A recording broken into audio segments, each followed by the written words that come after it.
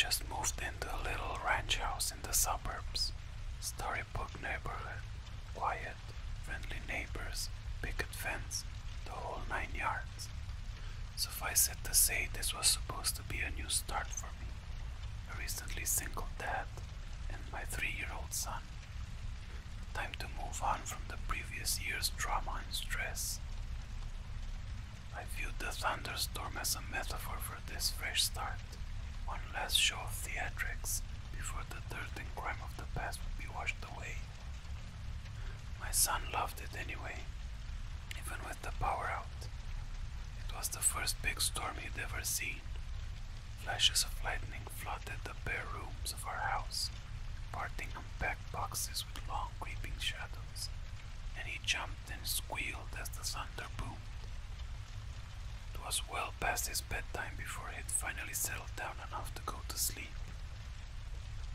The next morning, I found him awake in bed and smiling. I watched the lightning at my window, he proudly announced. A few mornings later, he told me the same thing. "You're silly," I said.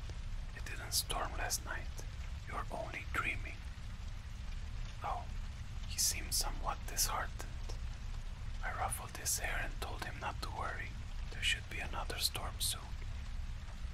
Then it became a pattern. He would tell me how he watched the lightning outside his window at least twice a week, despite there being no storms.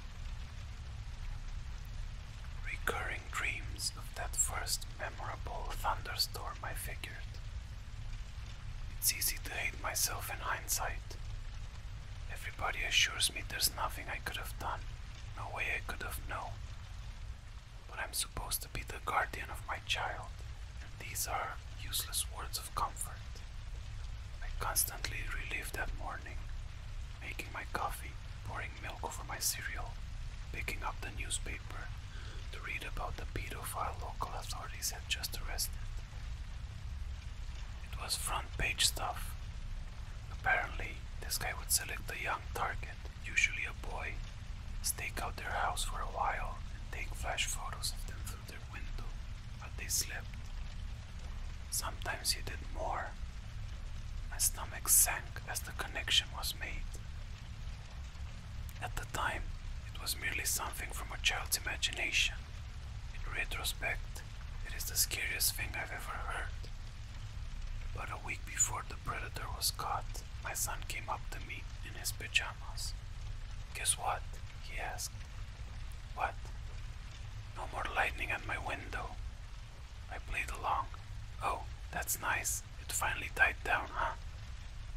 "No, now it's in my closet." I've yet to see the photos the police have collected.